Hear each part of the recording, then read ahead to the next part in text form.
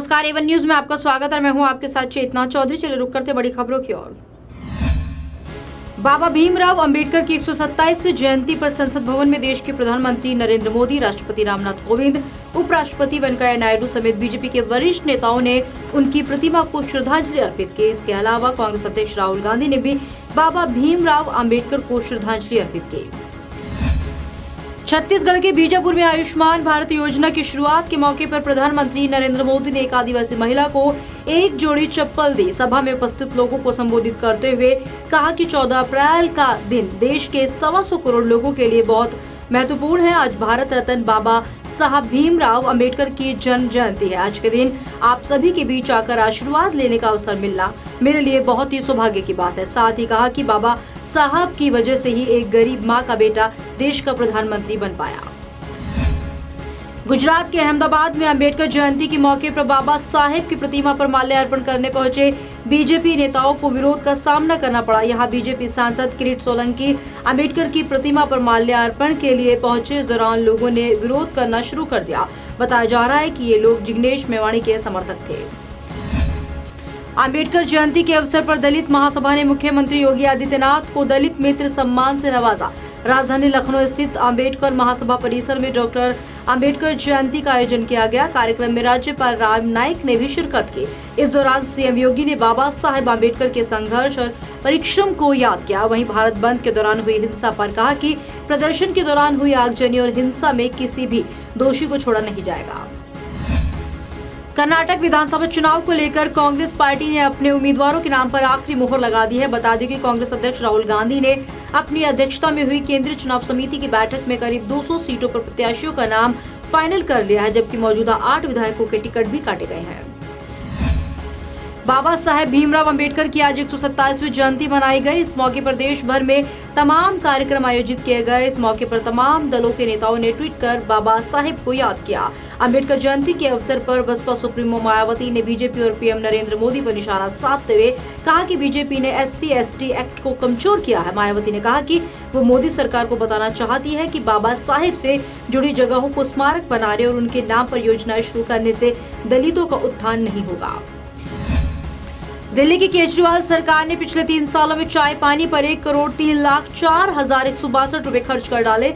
सूचना के अधिकार अधिनियम के तहत ये खुलासा हुआ है। यही नहीं, दिल्ली के मुख्यमंत्री अरविंद केजरीवाल ने पिछले 3 सालों में 56 हवाई दौरे भी किए, जिनका खर्च 11.99 लाख रुपए है। बिहार के लखीसराय जिले में हुए मौर्य एक्सप्रेस रेल हादसे में एक व्यक्ति की मौत हो गई, 2 लोग घायल हो गए हैं। ट्रेन में सवार अधिकतर यात्री सो रहे थे, तभी एक जोरदार धमाके की आवाज आई और ट्रेन रुक गई। बोगी में पटरी का एक हिस्सा घुस गया था। हरियाणा महिला कांग्रेस प्रदेशाध्यक्ष सुमित्रा चौहान ने बताया कि उन्नाव व कठुआ कांड के विरोध में 17 अप्रैल को काला दिवस मनाया जाएगा। महिला कांग्रेस की राष्ट्रीय अध्यक्ष सुष्मिता देव की अगुवाई में इस दिन कई राज्यों की महिलाएं काले कपड़े पहनकर व काला पटका बांधकर दिल्ली स्थित भाजपा मुख्यालय को घेरेंगी। चुनाव के पहले दिन विश्व हिंदू परिषद में घमासान शुरू हुआ। विहिप के RK-पुरम स्थित केंद्रीय कार्यालय में प्रवीण तोगड़िया समर्थकों और उनके विरोधियों के बीच जमकर हाथापाई हुई। विहिप ने इसे मतदाताओं को भ्रमित व चुनाव बाधित करने की साजिश करार दिया। चंपत राय ने आरोप लगाया है कि प्रवीण तोगड़िया के साथ आए बाहरी लोगों ने धक्का मुक्की की है। राजस्थान के कोटा में एक होटल की बिल्डिंग गिर जाने से कई लोग उसमें दब गए हैं। घटना शहर के धान मंडी एरिया की है। बताया जा रहा है कि मलबे में कई लोगों के नीचे दबे होने की आशंका है। प्रशासन और स्थानीय लोगों की मदद से राहत और बचाव का काम जारी है। संयुक्त राष्ट्र के प्रमुख एंटोनियो गुटेरेस ने कठुआ दुष्कर्म मामले को डरावना बताया और इस क्रूर अपराध में न्याय की उम्मीद जताई है। उन्होंने कहा है कि हम सब ने मासूम के साथ दुष्कर्म और मर्डर जैसे क्रूर घटना को मीडिया रिपोर्ट्स में देखा। हम उम्मीद करते हैं कि अधिकारी अपराधियों को सजा देंगे ताकि मासूम को न्याय मिल सके।